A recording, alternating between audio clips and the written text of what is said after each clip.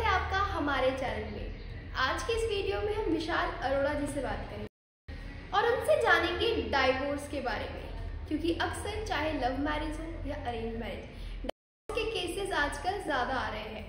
तो चलिए उनसे बात करते हैं कि कुंडली दिखाने के बाद भी अगर डाइवोर्स के केसेस आ रहे हैं तो इस बात में कितनी सच्चाई है।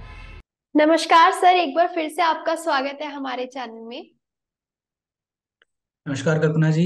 मैं डॉक्टर विशाल अरोड़ा एस्ट्रो पाठशाला के सभी दर्शकों का हार्दिक अभिनंदन करता जी सर, आज की इस वीडियो में है काफी जनरल टॉपिक के ऊपर चर्चा करने जा रहे हैं, जो कि है डाइवोर्स। हम आजकल काफी सुनते हैं कि डाइवोर्स के केसेस ज्यादा बढ़ गए हैं, चाहे वो अरेंज मैरिज हो चाहे वो लव मैरिज हो। लेकिन डाइवोर्स के केसेस दिन पर दिन बढ़ते जा रहे हैं। तो मैं आपसे ये जानना चाहूंगी कि डाइवोर्स के केस में एस्ट्रोलॉजिकली कैसे देखा जाता है। हूँ जी। बहुत ही अच्छा टॉपिक है और बहुत ही अच्छे आपने सवाल पूछा है। तो मैं आपको दर्शकों को ये बताऊं कि मुझे लगभग 14 से 15 साल हो गए हैं जी एस्ट्रोलॉजी करते हुए। और पिछले 5-6 सालों में मैंने जो सबसे ज्यादा केसेस हैंडल किए हैं, सबसे ज्यादा केसेस मेरे पास आते हैं वो डाइवोर्स के ही आ रहे हैं। और ये बात जी बिल्कुल सच है कि आजकल समाज में ये एक बहुत ही बुरी बीमारी की तरह फैल रहा है, जी जिसमें घर बर्बाद हो रहे हैं। लोग शादियां करते हैं और कईयों की शादियां कुछ महीने ही टिक पाती है, तो कईयों की कुछ दिनों में ही उनको ऐसा लगने लग जाता है कि सबसे बड़ी बात यह है कि अज्ञानतावश लोगों को ये नहीं पता होता है कि ऐसा कौन सा कारण है या ऐसे क्या वजह है कि हम अभी शादी करके आए हैं और अभी हमारे ग्रह इतने रुष्ट हो गए कि वो हमें अलग करने पे उतारू हो गए हैं। जी तो जी आज मैं दर्शकों को यही बताना चाहूंगा कि ऐसा क्या रीजंस है या ऐसा क्या वजह है जिसकी वजह से डाइवोर्स, जैसा आपने पूछा, होने के हैं।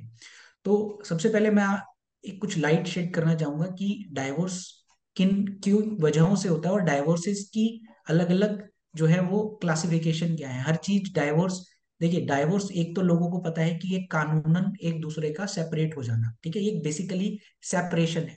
जी डाइवोर्स लेते हैं बेसिकली उनका कार्मिक कनेक्शन होता है एक पिछले जन्म का, जिस जन्म में इस जन्म में आके वो मिलते हैं। कईयों जी की शादियां 50-50 साल तक चलती हैं, वो 50th मैरिज एनिवर्सरी मनाते हैं तो कई 5 दिन भी नहीं चला पाते। उसका जी कारण यही है कि उनके बीच में एक कार्मिक नॉट और एक कार्मिक कनेक्शन होता है और पिछले जन्म से जुड़ा हुआ होता है। तो जी वो कार्मिक एनर्जी और कार्मिक कनेक्शन इस जन्म में एक पर्टिकुलर टाइम तक होता है और वो उस चीज को लेकर अपने हॉरोस्कोप में कैरी कर रहे होते हैं। तो जब वो जी कार्मिक कनेक्शन एंड हो जाता है, जब उनकी वो एनर्जी एंड हो जाती है, तो प्रकृति उनको अलग कर देती है और उनको एक दूसरे से सेपरेट कर देती है, और यही डाइवोर्स है। हालांकि ये एक बहुत ही दुखद है, किसी का घर टूटना या शादी का जी टूटना, जी बट मेरे मानने में, मेरे मेरे विचार से, अगर ये हो रहा है, प्रकृति ये चाह रही है, तो कहीं ना कहीं हमारे अच्छे के लिए भी चाह रही है कि कार्मिक कनेक्शन जब एंड हो जाता है, ये एक नॉर्मल प्रकृति की साइकिल, एक नॉर्मल लाइफ साइकिल है। बट हॉरस जो डाइवोर्स है, वो डाइवोर्स कभी कदार ये नहीं होता कि सिर्फ अदालत जाकर अलग होना। डाइवोर्स के अलग अलग प्रकार भी हैं। देखिए, जी प्लैनेट को सेपरेट करना है, आप दोनों को सेपरेट करने का मतलब सिर्फ कानूनन जाकर अलग होना नहीं होता। कई कभी कभार ये सेपरेशन इस टेक्निकल सेपरेशन में होता है। किस तरह से? जैसे अगर हस्बैंड अपनी जॉब के लिए किसी दूसरे शहर में काम कर रहा है, वाइफ किसी दूसरे शहर में रह रही है, वो दोनों आपस में नहीं मिल पा रहे हैं, महीनों जी बाद मिलते हैं या महीने में एक बार मिलते हैं, तो एक तरह से ये भी सेपरेशन है, इसे भी एक तरह से अलग ही माना जाता है। ठीक जी है। दूसरा, कई हस्बैंड एंड वाइफ में आपस में ट्यूनिंग इतनी नहीं बनती है, जिसमें वो एक समाज को तो दिख रहा होता है कि वो एक दोनों पति पत्नी है, पर वो अपना इंटरनली उनका जो पति पत्नी वाला व्यवहार है वैसा घर में नहीं हो पा रहा होता। जी हस्बैंड अलग कमरे में सोते हैं, वाइफ अलग कमरे में सोती है, दोनों के बीच में कोई कनेक्शन नहीं होता, या दोनों के बीच में सिर्फ समाज को दिखाने के लिए, ये भी जी एक तरह का सेपरेशन।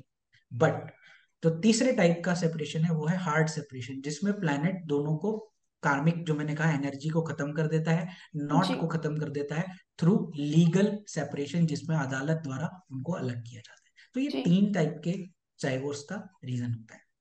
अब यहाँ पर ये आता है कि क्या सबकी कुंडली में ये योग होता है, क्या सबकी कुंडली में ये प्रेजेंट होता है? नहीं, सबकी कुंडली में प्रेजेंट नहीं होता।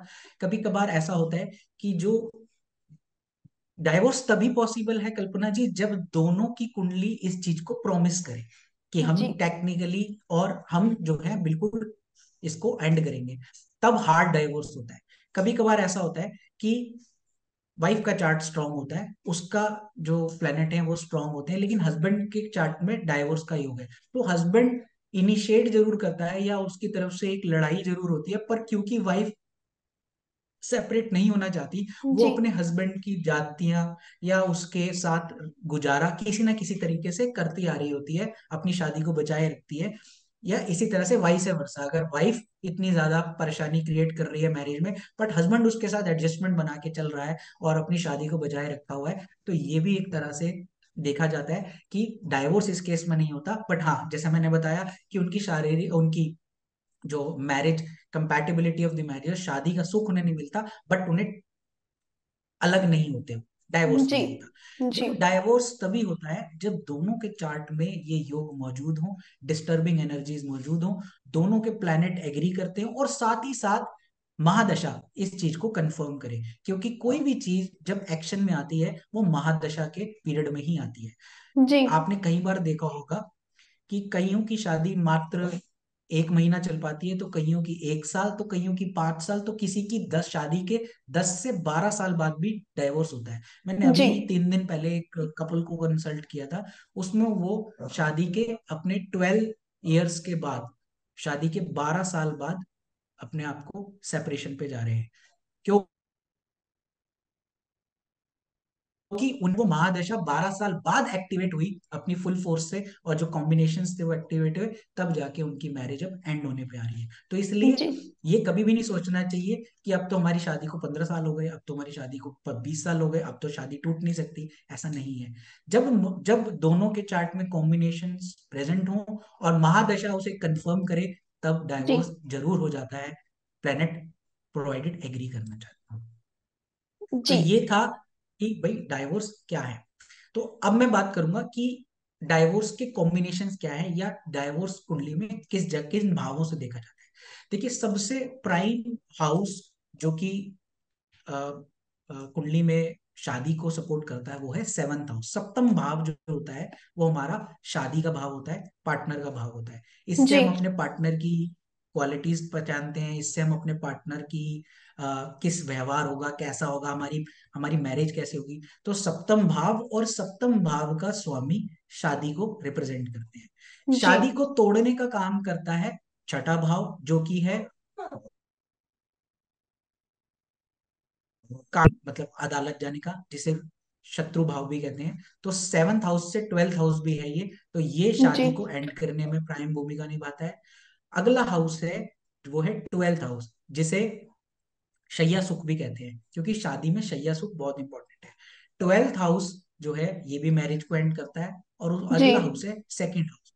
तो दूसरा भाव, 12वां भाव और छठा भाव शादी को एंड करता है, और शादी को मजबूती प्रदान करता है सप्तम भाव। तो जब भी हम एस्ट्रोलॉजी में हॉरोस्कोप देखते हैं, तो हम प्राइमरली देखते हैं 7th हाउस, 7th हाउस की कितनी ताकत है, और 7th हाउस के लॉर्ड के ऊपर किन किन ग्रहों का प्रकोप है, जो कि मैरिज को या तो कमजोर बनाते हैं या मैरिज में परेशानियां क्रिएट। जी और साथ ही साथ छठे भाव का स्वामी और 12वें भाव का स्वामी किस तरह से 7th हाउस और 7th हाउस के लॉर्ड को एफ्लिक्ट कर रहे हैं। ये तो थी एक जनरल बात। अब प्लेनेट की बात करें कि कौन सा प्लेनेट प्राइम रिस्पॉन्सिबल है शादी को तोड़ने में, तो सबसे ज्यादा जो मैंने केसेस देखे हैं अपने इस एक्सपीरियंस में वो है मंगल। मार्स ग्रह जो है वो शादी तोड़ने में नंबर 1 प्लेनेट है। ये सबसे ज्यादा मैरिज को तोड़ता है। आपने सुना भी होगा मांगलिक दोष के बारे में। जी तो जी मांगलिक दोष, मेजोरिटी ऑफ द लोग मांगलिक दोष के लिए कंसल्ट करते हैं। मांगलिक दोष सबसे बड़ा दोष है जो शादी को एंड करता है, और मंगल शादी को तबाह करने में नंबर 1 है, क्योंकि एक बहुत ही एनर्जेटिक प्लेनेट है, फायरी प्लेनेट है, ये मैरिज जी को खराब करता है। जी व्यक्ति हैं जो भी फीमेल या मेल, अगर वो दोनों मांगलिक हैं और दोनों की कुंडली उनके मंगल दोष को सेटिस्फाई करती है, तो उनकी जी मैरिज डिस्टर्ब जरूर रहती है बट चल जाती है। बट अगर जी कोई ऐसा है जिसका मांगलिक दोष कट ना पा रहा हो और मंगल तो भारी हो, तो उनकी मंगल मैरिज एंड कर देता है। सेकंड नंबर पे जो प्लेनेट आता है जो मंगल जो शादी को खराब करता है वो है सूर्य, क्योंकि सूर्य भी क्या है, एक अग्नि है, एक जी ज्वाला का गोला है। जी सूर्य भी क्रूर ग्रह की श्रेणी में आता है। सूर्य भी सबसे सेकंड नंबर पे इंपॉर्टेंट प्लेनेट है, जो कि सबसे ज्यादा शादी को खराब करता है। थर्ड नंबर पे जो आता है वो है राहु और केतु। राहु और केतु भी शादी को एंड करते हैं, बट राहु और केतु शादी को एंड करने का एंगल डिफरेंट करते हैं। इसमें क्या होता है कि राहु केतु शादी को कैसे हैंडल करते हैं, एक्स्ट्रा मैरिटल अफेयर्स करवा के, आपस जी में तालमेल खराब करवा के। तो राहु केतु का इस तरह से शादी को एंड करते हैं, जबकि सूर्य और मंगल जो है आपस में उनकी इन लॉज के साथ प्रॉब्लम क्रिएट करा के, हस्बैंड वाइफ के आपस में लड़ाइयां करवा के इस तरह से एंड कराते हैं। कई लोगों को ये एक मिथ्या है कि शनि शादी खराब कराते हैं। कई लोगों को एस्ट्रोलॉजर बोलते हैं कि आपका शनि खराब है, वो शादी खराब करा रहा है। मैं यहाँ पे क्लियर कर दूं दर्शकों को, शनि कभी भी शादी खराब नहीं करते, शनि कभी भी शादी को तोड़ते नहीं है। शनि का जी एक ही काम है, शादी को डिले करना। ठीक है। जी जिनकी शादियां लेट होती हैं, शनि उनकी शादी को लेट करते हैं। तो प्राइम प्लैनेट्स, और ये थे कुछ कॉम्बिनेशंस जो कि आपके मैरिज को एंड करते हैं। अगर आपके सप्तम भाव पे, सप्तम भाव का स्वामी मंगल के साथ बैठा है, या सप्तम भाव पे मंगल ग्रह का साया है, या सूर्य का साया है, तो आपकी मैरिज खतरे में है। मतलब कभी भी मैरिज खतरे में हो सकती है। लेकिन अगर आपके जी पार्टनर का चार्ट इतना स्ट्रांग है कि वो इन सब चीजों को झेल जाए, तो आपकी मैरिज बची रहेगी। उसी तरह से हमें जब चार्ट को एनालाइज करते हैं, तो हम इन चीजों को सब कंसिडर करते हैं कि मैरिज की सैंक्टिटी कैसी रहेगी। आई जी होप लोगों को समझ में आया। जी। तो मेरा आपसे एक सवाल और है सर, कि जैसा हम बोलते हैं कि शादी से पहले कुंडली मिलाई जाती है, गुण देखे जाते हैं, कि विवाह से पहले एक बार गुण मैच किए जाते हैं कि इनके कितने गुण मिल रहे हैं, तो उसके बाद भी, कुंडली मिलाने के बाद भी डाइवोर्स हो जाते हैं, तो ऐसा क्यों होता है? अच्छा जी। तो यहाँ पे अब सबसे इम्पोर्टेंट सवाल ये आता है कि कुंडली मिलान के बावजूद भी लोगों जी के, यहाँ पर मैं दर्शकों को बताना चाहूंगा कि एज ओल्ड तरीका जो लोग अपनाते हैं कुंडली मिलान का, गुण जी मिलान का, वो इनवैलिडेट है। ठीक है जी। आज की डेट में अगर आपके 30 गुण भी मिल रहे हैं, और जिनके 15 गुण भी मिल रहे हैं, 15 गुण वाले ज्यादा बेहतर शादी व्यतीत कर रहे हैं, तो 30 गुण वाले अदालतों के चक्कर काट रहे हैं शादी को तोड़वाना।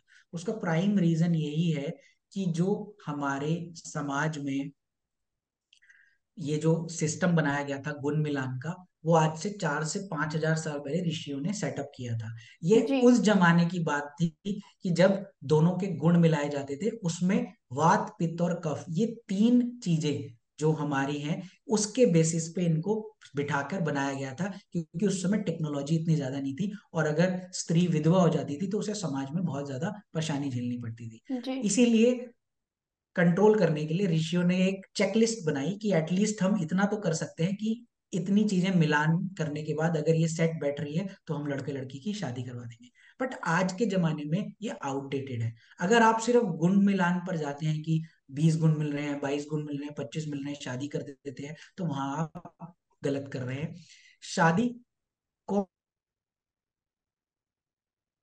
मिलाना बहुत जरूरी है, जिसमें हम प्लैनेट्स की पोजीशन, मेल और फीमेल दोनों के चार्टों को आमने सामने रख के हम चीज मिलाकर देखते हैं कि क्या इनके किसी की कुंडली में भी डाइवोर्स का योग तो नहीं है, क्या लड़के की दशा इस समय ऐसी तो नहीं चल रही कि आने वाले समय में उनकी शादी को खतरा हो। दोनों का चार्ट कितना स्ट्रांग है, जो मैंने पैरामीटर्स अभी आपसे थोड़ी देर पहले डिस्कस करे थे कि सेवंथ हाउस कितना मजबूत है, सेवंथ लॉर्ड कितना मजबूत है। लड़के की कुंडली में शुक्र को देखा जाता है, और लड़की की कुंडली में बृहस्पति को देखा जाता है। जी ये दोनों प्राइम कारक है शादी के लिए। तो लड़के की कुंडली में अगर शुक्र बहुत मजबूत है और सेवंथ लॉर्ड बहुत मजबूत है, वो लड़के का चार्ट बहुत अच्छा है। और इसी तरह लड़की की कुंडली में अगर बृहस्पति मजबूत है और उसका सप्तम भाव मजबूत है, तो उन दोनों की शादी टिकेगी। तो हम इस तरह से मिलान करते हैं। और भी बहुत सी चीजें हैं जो हमें देखनी पड़ती है, जैसे शादी के बाद संतान क्या होगी कि नहीं होगी, क्या दोनों के बीच में प्यार रहेगा नहीं रहेगा, क्या दोनों एक दूसरे के लिए किसी भी तरह के लाइफ थ्रेटनिंग तो नहीं है, क्या दोनों एक दूसरे पे प्रोफेशनली किसी पे नुकसान तो नहीं, क्या पता शादी के बाद लड़का जी फाइनेंशियली ब्रोक आउट हो जाए जिससे शादी टूट जाए। तो ये सब चीजें आज के जमाने में कई एस्ट्रोलॉजर्स या कई पंडितों से मिलान कराने पर वो लोग नहीं कर रहे, जिसकी वजह से कहीं ना कहीं समाज में मिलान सही से नहीं हो रहा कुंडली का। इस वजह से रीजन होता है। अगर अच्छे से कुंडली मिलान की जाए और एस्ट्रोलॉजर, सही एस्ट्रोलॉजर से कंसल्ट करके उसकी सलाह मानी जाए, तो शादियां नहीं टूटेंगी। और कई बार जैसे मंगल दोष हो गया, या विष दोष हो गया, या किसी भी तरह का स्त्री दोष हो गया, इस टाइप के ज्योतिष है, जो श्राप है, ये कुंडली में दोष लगे होते हैं मेल या फीमेल की कुंडली में, उसका भी निराकरण करने अच्छे एस्ट्रोलॉजर शादी से पहले उसका सोल्यूशन बता देते हैं। जैसे हम जी बताते हैं अपने क्लाइंट्स को, सोल्यूशन करवाते हैं पूजा के द्वारा, तो उनकी शादियां टिकती हैं। यही वजह है कि कुंडली मिलान सही से नहीं हो रहा है, इस वजह से भी शादियां बच नहीं पा रही हैं। सही से मिलान होगा तो जरूर बचेगी। जी। तो ऐसा भी कुछ होता है सर कि हॉरोस्कोप में कॉम्बिनेशंस देखे जाते हैं कि किन कॉम्बिनेशन से ऐसा होता है? जी, कॉम्बिनेशंस मैंने आपको बताया देखे जाते हैं कि ये डाइवोर्स होने के कई कॉम्बिनेशन है। जैसे कि कुंडली में, अगर आपकी कुंडली में काल सर्प दोष 1/7 एक्सिस पे लगा हुआ है, तो ये भी आपकी शादी में डिससेटिस्फेक्शन क्रिएट करता है, आपसी प्यार को कम करता है। और मंगल अगर चंद्रमा के साथ बैठ के 7th हाउस में है, या मंगल बुध और शुक्र 7th हाउस में है, तो एक तरह से ये भी एक परेशानी क्रिएट करता है, इम्पोर्टेंसी क्रिएट करता है, मेल में इम्पोर्टेंसी क्रिएट करता है, जिससे शादी टूटती है। तो ऐसे कॉम्बिनेशंस तो बहुत सारे हैं, बट प्राइम कॉम्बिनेशन जैसे मैंने आपको बताया कि हमें यही देखना होता है कि 7th लॉर्ड पे कोई अफ्लिक्शन तो नहीं, और अगर अफ्लिक्शन है तो हम उसको कैसे दूर कर सकते हैं। मंगल की ताकत कितनी है कुंडली में, सूर्य की ताकत कितनी है कुंडली में, और बचाने वाले ग्रह कौन से हैं। जैसे शादी को बचाने वाले ग्रह भी होते हैं, शुक्र, बृहस्पति, बुध, ये सब, चंद्रमा, ये सब जो है शादी को बचाने वाले प्लैनेट्स हैं। अगर इनकी ताकत एडिक्वेट है तो आपकी शादी डिस्टर्ब जरूर रह सकती है, पर टूटेगी नहीं। देखिए, छोटी मोटी प्रॉब्लम्स तो हर शादी में है, हर कोई मियाँ बीवी आपस में लड़ते हैं, लेकिन शादी को टूटने के लिए कुछ क्रूर ग्रहों का प्ले होता है। उनको हमें अगर सही से जज कर लें और उनका रेमेडी कर लें तो हमारी शादी बच जाती जी सर,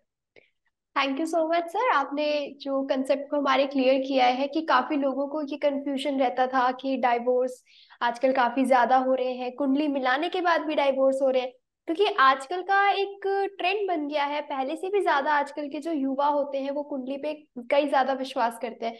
उनका एक है। माइंडसेट बन गया है कि शादी करने से पहले कुंडली मिलाना जरूरी है। लेकिन आपने हमें सही बात बताई, इस बात को क्लियर किया कि कुंडली मिलाने के टाइम और भी चीजें देखी जाती है कि क्या जी, कॉम्बिनेशन है। जी कुंडली मिलान के समय सबसे इंपॉर्टेंट जो कॉम्बिनेशन, सिर्फ गुणों पे मत रहिए। जी आज भी लोग इंटरनेट से, गूगल से, सॉफ्टवेयर पे एक दूसरे के बर्थ डिटेल्स डाल के कुंडली, जी अगर 22 गुण किसी के 15 मिल रहे हैं, 16 मिल रहे हैं, उसका रिजेक्ट कर देते हैं। मेरी सबसे यही रिक्वेस्ट है, 15-16 गुण मिलने पे शादी रिजेक्ट मत कीजिए। 15-16 गुण जरूर मिल रहे हैं, लेकिन आप कुंडली मिलवाइए। दोनों की कुंडली हो सकता है इतनी अच्छी हो कि उनकी शादी इतनी अच्छी चले कि 15-16 गुण कहीं भी नहीं टिकते। तो जी गुण मिलान इज नॉट द क्राइटेरिया। और दूसरी चीज कल्पना जी, मैं एक और ऐड ऑन करना चाहूंगा कि अगर आपकी मैरिज टूट रही है, मान लीजिए किसी कारणवश आपकी प्रॉब्लम है, तो आपको रेमेडी के तौर पे क्या करना चाहिए। ठीक है, तो अगर हम रेमेडी की बात करें तो रेमेडी चार्ट स्पेसिफिक होती है बहुत। जी हम ऐसी कोई जनरल रेमेडीज ऐसे पब्लिक प्लेटफॉर्म पर नहीं बता जी पाएंगे, क्योंकि इससे नुकसान होने के भी खतरे हैं। क्योंकि बहुत सारे चीजें देखने के बाद रेमेडी डिसाइड होती है कि जी दोनों का चार्ट किस तरह से है, दोनों में जी कौन से दोष है, दोनों में कौन से जी प्लैनेट्स प्ले कर रहे हैं। उस हिसाब से पूजा के द्वारा, जेमस्टोन्स के द्वारा, वेरियस मेथड्स के द्वारा उनके दोषों का निराकरण करके मैरिज बचाई जा सकती है। जी। आफ्टर ऑल सबकी कुंडली अलग अलग होती है, तो उसके बेसिस पे ही रेमेडीज बताई जाती है। क्योंकि कई बार क्या होता है कि कई कई रेमेडीज सुन के लोग उसे कर लेते हैं, फिर उसको उनको नेगेटिव रिजल्ट्स मिलते हैं, फिर वो ये भी बोलते हैं कि हमें तो रिजल्ट्स नहीं मिले। तो बिना किसी भी विशेषज्ञ को दिखाए हुए हमें कोई भी रेमेडी नहीं करनी चाहिए, जब तक हम वो हमारी कुंडली देख के हमें वो चीज सजेस्ट ना करे। तो मेरी आप दर्शकों एग्जैक्टली। से यही यही विनती है कि बिना कुंडली दिखाए हुए कोई भी रेमेडीज ना करें। और साथ ही साथ सर, मैं आपका भी बहुत बहुत धन्यवाद करती हूँ, आपने बहुत अच्छे तरीके से हमारे पूरे कॉन्सेप्ट को क्लियर किया। Thank you so much sir. मैं आपसे फिर से मिलूंगी सर नेक्स्ट वीडियो में नेक्स्ट टॉपिक के साथ। Thank you so much. बहुत बहुत शुक्रिया आपका। और मैं दर्शकों का भी शुक्रिया करना चाहता हूँ कि उन्होंने टाइम निकाल के ये वीडियो देखा है, और देखेंगे जो भी लोग। और जरूर, और अगर देख रहे हैं तो जरूर इस पे इम्प्लीमेंट कीजिए। और अगर ईश्वर ने चाहा, अगर कोई ऐसा व्यक्ति है जो वीडियो देख रहा है और जिसकी शादी पे ऐसी समस्या है, तो समस्या का हल भी मौजूद है, बट जी एक पारखी और एक अच्छी नजर चाहिए उसे सॉल्व करने की। जी। Thank you so much sir. बहुत बहुत शुक्रिया जी, धन्यवाद। ये थी हमारी आज की चर्चा विशाल अरोड़ा जी के साथ। अगर आपको हमारी वीडियो पसंद आई हो तो हमारे चैनल को सब्सक्राइब करें, साथ ही साथ हमारे एप्लीकेशन को इंस्टॉल करें जिसमें आपको 50 से भी ज़्यादा कोर्सेज अवेलेबल है। इसी के साथ डिस्क्रिप्शन में हमारे व्हाट्सएप ग्रुप का लिंक है, उसे ज्वाइन करें जिसमें आपको लेटेस्ट ऑफर्स और अपडेट्स मिलेंगे। धन्यवाद।